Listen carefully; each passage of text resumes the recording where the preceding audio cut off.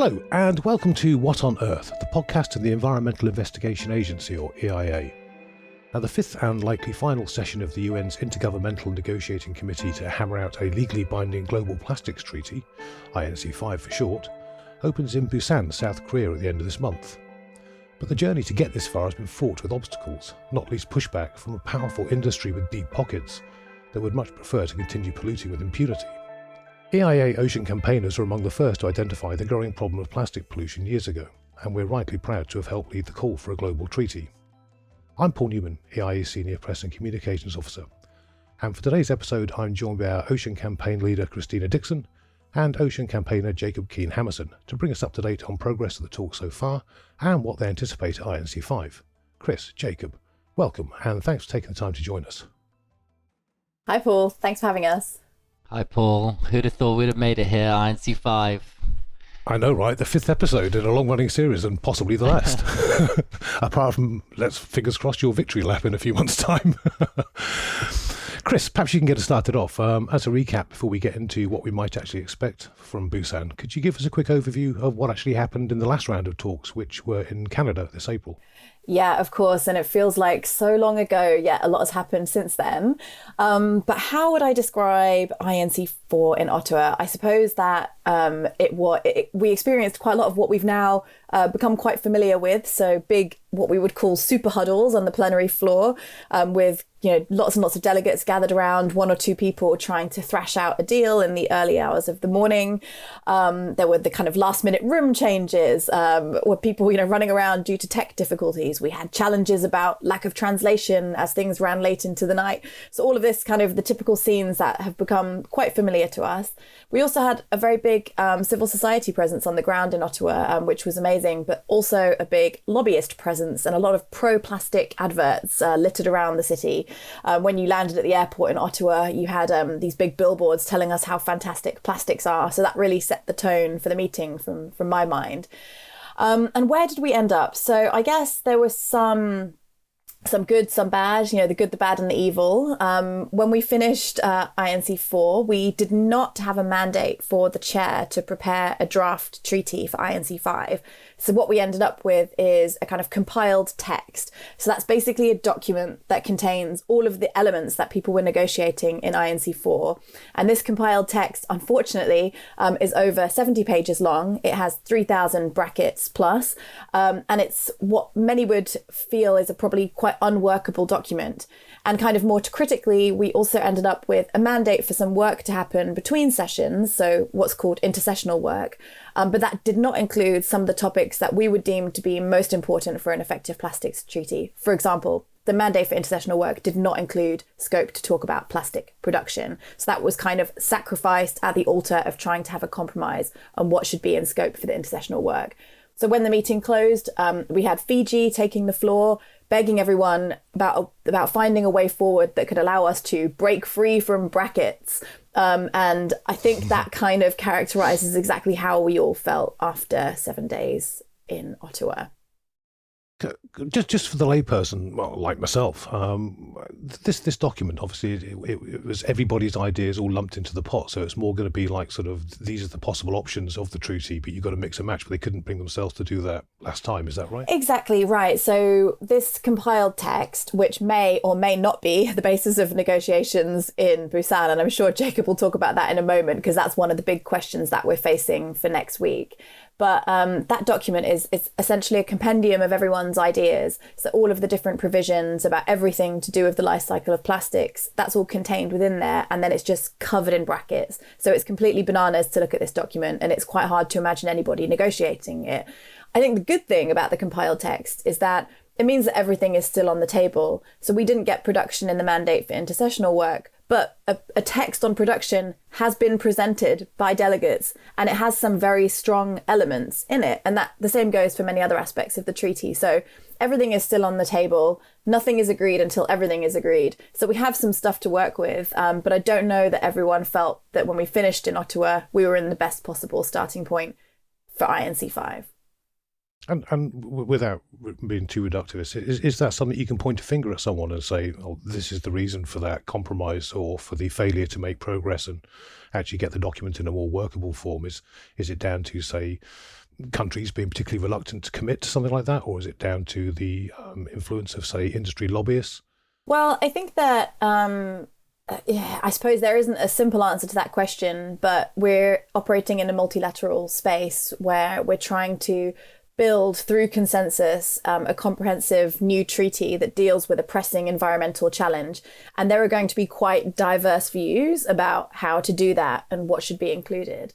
And what we have seen throughout the negotiations is a small group of quite vocal countries, sort of otherwise known as the like-minded group, which includes a number of, for example, oil-producing countries, trying to kind of water down the instrument and kind of flood the text with a lot of kind of complicated language, language that is intended to kind of minimize the scope of what the treaty can do.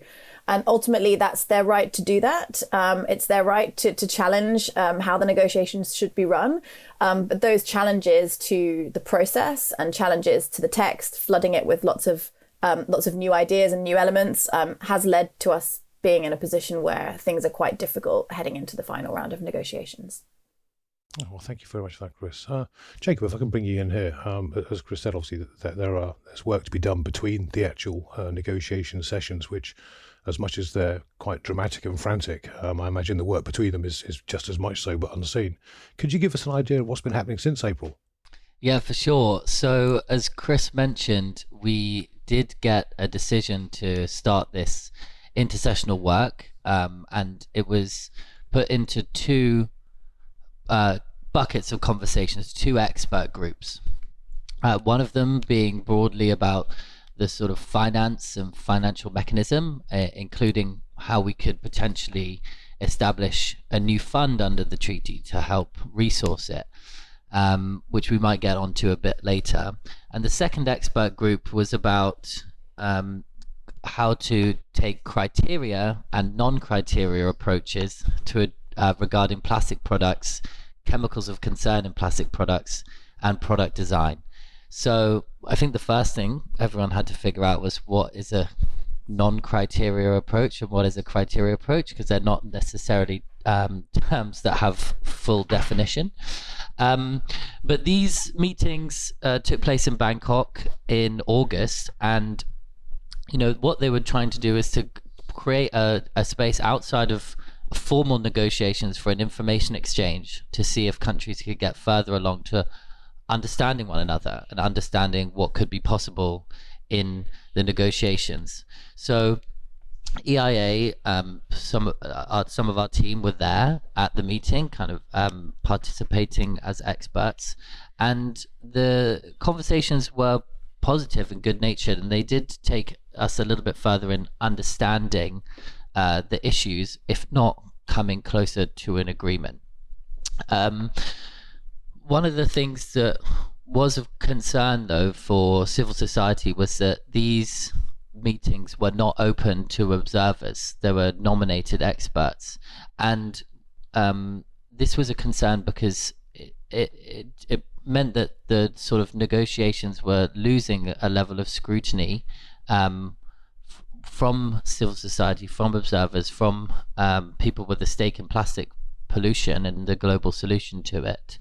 And I think that's the kind of shrinking space for civil society and scrutiny over the process is perhaps a kind of theme over this intersessional period.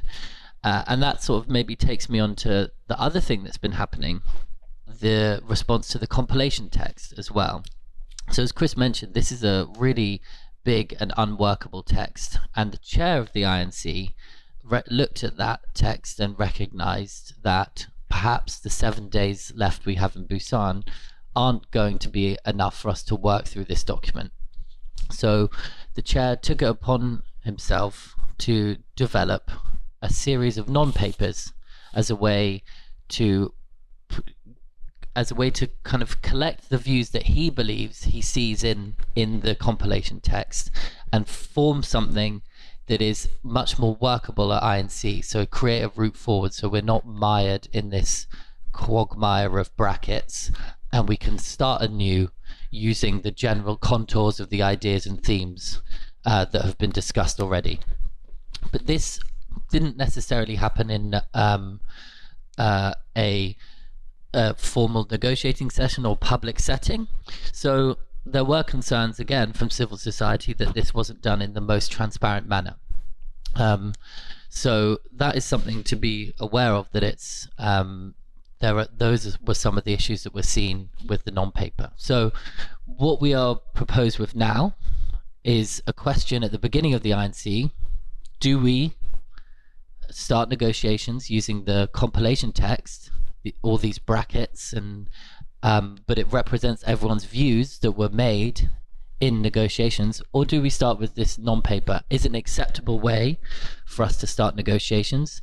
And what do we need to understand from this non-paper that needs to be improved or strengthened or changed in order for us to use that?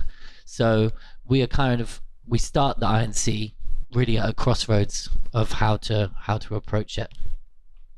Is it, I mean, again, without wishing to simplify it too much, is it a matter of you either start with the unedited text as it was left last time, and then it's too much to get through in a week, or is it that the delegates will have to choose between that and the chair's sort of slimmed down focus version if they want to actually make any credible progress?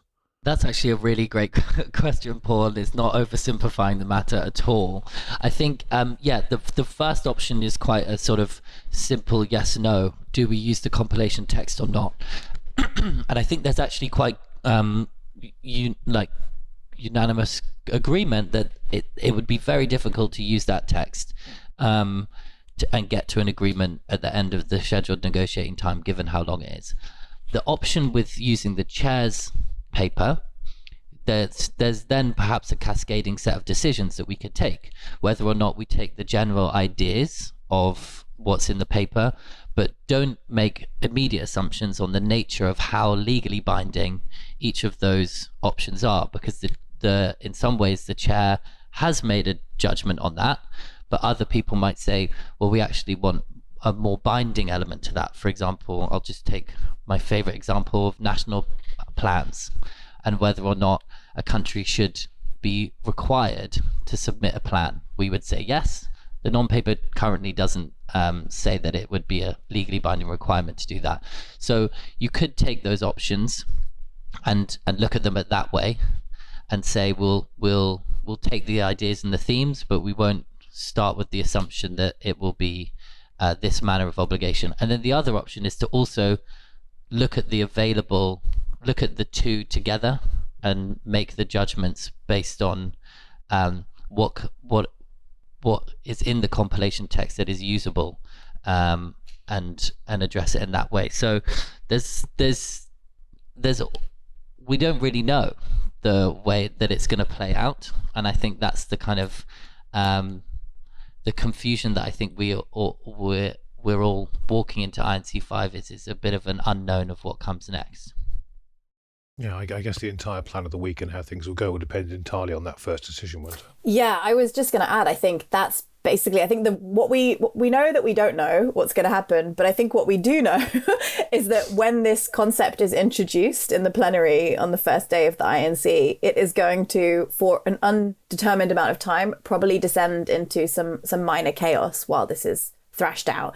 And I mean, in civil society, we're sort of taking bets right now on how many hours or days are going to be spent discussing which document we use as the basis of negotiations. And, depending on how optimistic or pessimistic you are, that amount could be quite substantial. And that is a real threat to the actual process and getting things done on time if we're not able to agree on how to negotiate. And just move to what's called the contact groups to actually start negotiating. We could get held up in plenary for quite some time arguing about this. Okay. Chris, if I could turn to you for a minute. With obviously this whole process has been going on for some time now. We've had meetings around the world, hundreds and hundreds of delegates meeting and their teams meeting to negotiate it. There's all the work being done between the sessions. Has all of this got us any closer to the robust treaty that EI has been seeking, and what's still to be decided? Yeah, Paul, that's a good question. I think that at where we are now, we're coming towards theoretically the end of a process that started nearly a decade ago. So although the actual INC window has been quite short, there was a build up to where we got the decision to negotiate the treaty, where a lot of work was done, and a lot of work has also been done during this INC to exchange views, to put forward text proposals, come with concrete ideas about what an effective plastics treaty should involve. And right now, I feel like we have all of the elements out there on the table. They're in the open. I think there's an understanding about if we were truly serious about ending plastic pollution, what would be required to do that. But now it's no longer a question about what are the elements. It's a question of political will and understanding what is the collective global commitment level to ending plastic pollution? And are we viewing that as just purely a waste problem? Or are we viewing it as something that's also inherently linked to the climate emergency? It's also a health crisis. It's impacting biodiversity. Are we seeing it holistically as a huge global problem that needs to be addressed? Or are we going to just try and use only the elements which are kind of piecemeal and essentially represent the status quo? So I just don't feel like there's that much more information that really needs to be shared at this point, or new ideas to be out there. We actually have everything that we need to negotiate a new treaty now. Everything's been put forward. But the question is, do we have political commitment across the world to actually get this done, both get it done on time, but also get it done at all? And when you look at the biodiversity framework, you have the 30 by 30 goal. Under the Paris Agreement, you have the 1.5 degrees target. For plastics, we haven't really agreed what we are trying to do. The High Ambition Coalition, which I think I actually don't remember how many countries are in there now, but it's a substantial number, I think around 70. They've committed to ending plastic pollution by 2040, which is fantastic. But the treaty itself hasn't really discussed a collective goal. And I think that's why we've been talking about, the collective ambition around a global reduction target. But, there aren't any other ideas even on the table at that point. So I think this is what we need to do now going into Busan, is really understand what is the level of political commitment to do something comprehensive and effective, and then try and get everybody around that common ambition to get this done. And that also means it doesn't just mean linking to the objectives of the treaty, so all the elements related to the plastics life cycle, but also understanding what is the financial package that would be capable of delivering that, and also, who's going to pay, etc. And I'm sure Jacob can regale you with some tales from the finance negotiations in a little bit. Excellent stuff. Speaking of collective goals, EIA from the very start has been consistently advocating for plastics production to be meaningfully addressed in the treaty, rather than coming up with a document, say, everybody can sign, because it doesn't really change anything, because it's just window dressing. Why have we been pushing for that? What do you think is the likelihood of it actually happening? Yeah, so, we've been pushing for this consistently for a number of reasons. And I think addressing production has a huge number of benefits and importance for the treaty. I think from the very beginning, we're producing too much, we're creating too much waste. So we're overproducing and over-consuming plastics, and we know that these are unsustainable levels. So from a sort of, if you're even looking at it from a waste perspective, bringing down the amount that you produce you're inherently going to need to manage less waste, and our waste management systems are completely overwhelmed. You then go to the sort of biodiversity impacts and environmental impacts that are so important to consider when you think about the overproduction and the pollution that is happening.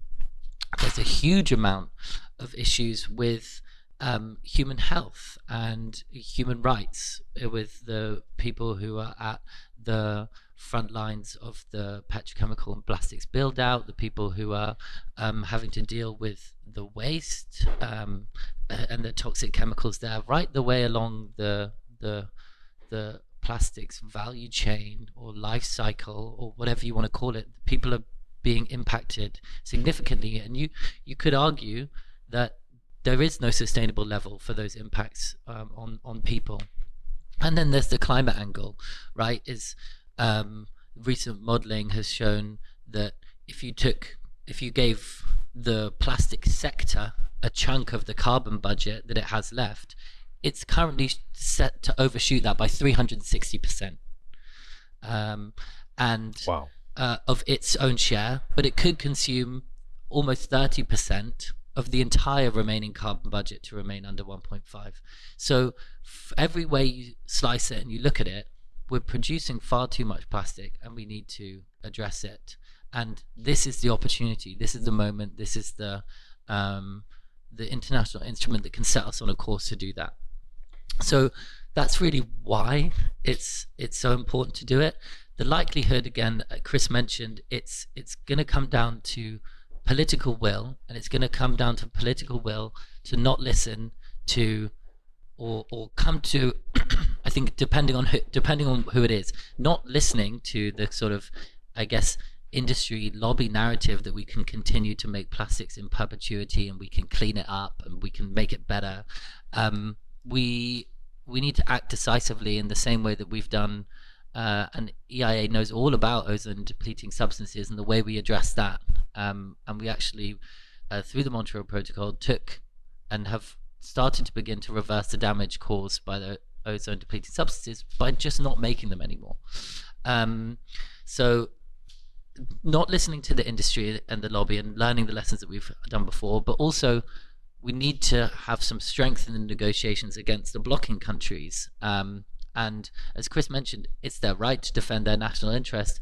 It's not their right to negotiate in bad faith. And we need to be clear that we're all here to end plastic pollution, and that's the spirit and the mandate of the negotiations.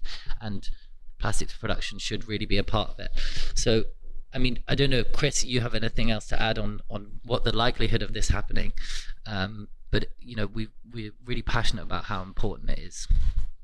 The likelihood of it happening, I think I'm an eternal optimist. So I like to go into Busan thinking that this can still be done. At INC-4, Rwanda and Peru put forward a proposal for a target. That proposal was for a 40% reduction in plastics by 2040.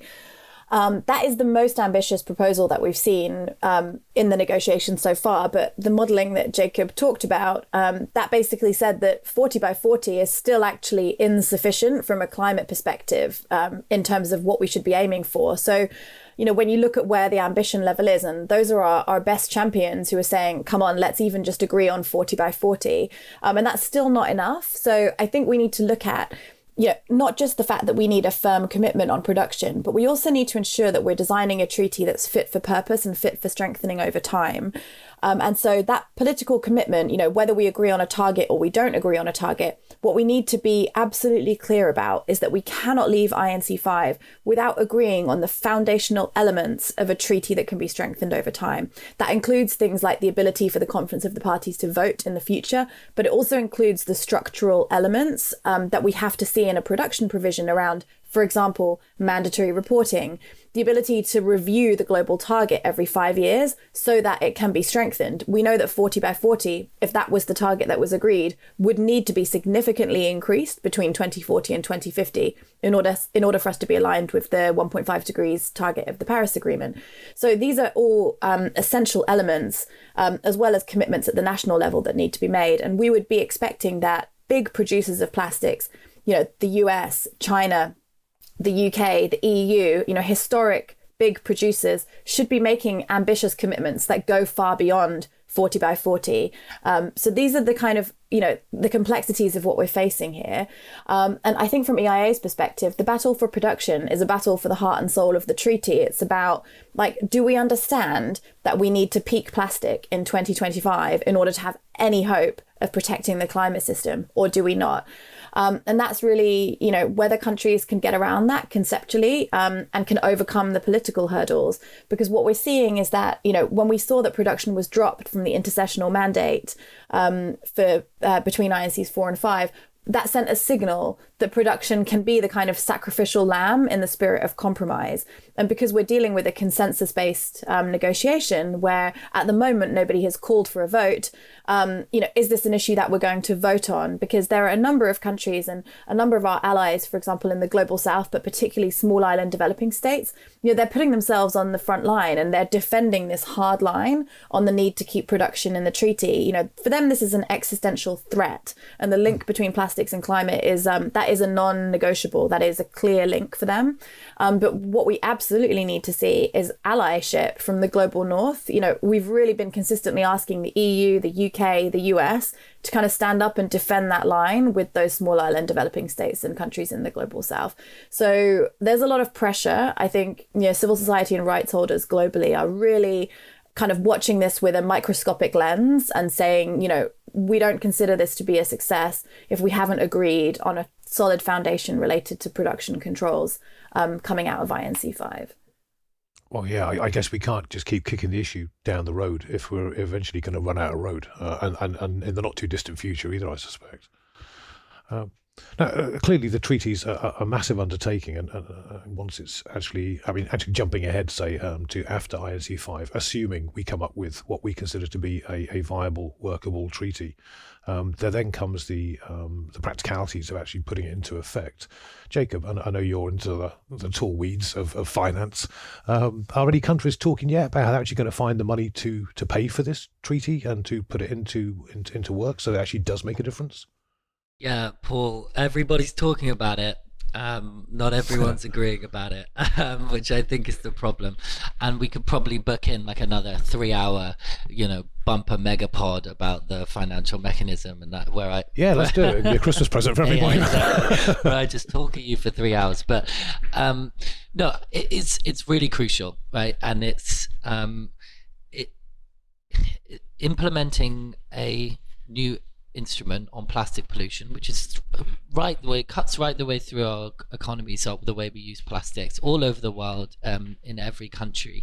Implementing that is going to be a challenge, and we need to make sure that the countries who need support in doing that are supported, because one, rapid speed of action, as we've mentioned, like what we heard about the production and how fast we're shooting past the planetary boundaries of what we can use in plastics. We need to act quickly to reverse that. So one way to make that happen is financially supporting countries in doing that, but also make sure that there aren't these unfortunate trade-offs for countries, least developed countries, small island developing states, where they have to choose between implementing this treaty and making very tough decisions about what else they can do in their countries. And we want to avoid that, because what we're trying to look, this is about improvement of the world, and rather than countries struggling to implement and comply with this. So that's why it's so important. But the conversation comes down to what is the structure of this financial mechanism, and very basically, it's whether or not we go with what a lot of the donor countries like the UK and the EU have asked for, which is using an existing fund, which is, there's a lot of evidence out there that it isn't working for plastics. The existing financial landscape isn't working for plastics. Even the UN Environment Programme recognized that. Or we set up something new, something tailored to plastic pollution, something that is more easily accessible, something that takes the plastic pollution problem and centers it in how it functions as an institution. And we listen to the countries that most need the support of what and how we should design this financial mechanism or new fund. And we've been very consistently calling for a new dedicated fund for lots of reasons, so that it has all these benefits of being able to deliver the finance in the right way, and crucially is also part of including costs related to implementing the instrument. We've talked a lot about the climate aspect, and look, EIA's analysis looking at reducing and limiting and banning certain polymers to levels between 2025 and 2050, that could avoid nearly 50 gigatons of carbon dioxide equivalent. And for those, that's a lot of climate emissions, a lot. So paying for this treaty could also be some of the most cost-efficient climate mitigation that we could do in this time of a kind of careering towards 1.5. So it's something that we should be doing from the environmental perspective. It's something that it's important to do to make the treaty work, and it's also a sign, a demonstration from the donor countries that we are committing to you and we are committing to this problem, not just through signing a treaty, but financially, and we're committing to a partnership in dealing with this global problem.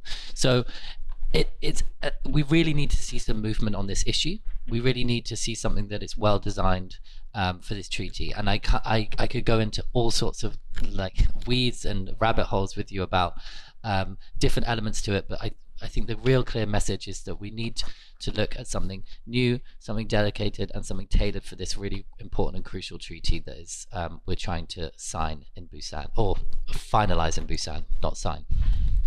Absolutely. Well, we can save the deep dive into finances for our 3-hour special. Watch this space.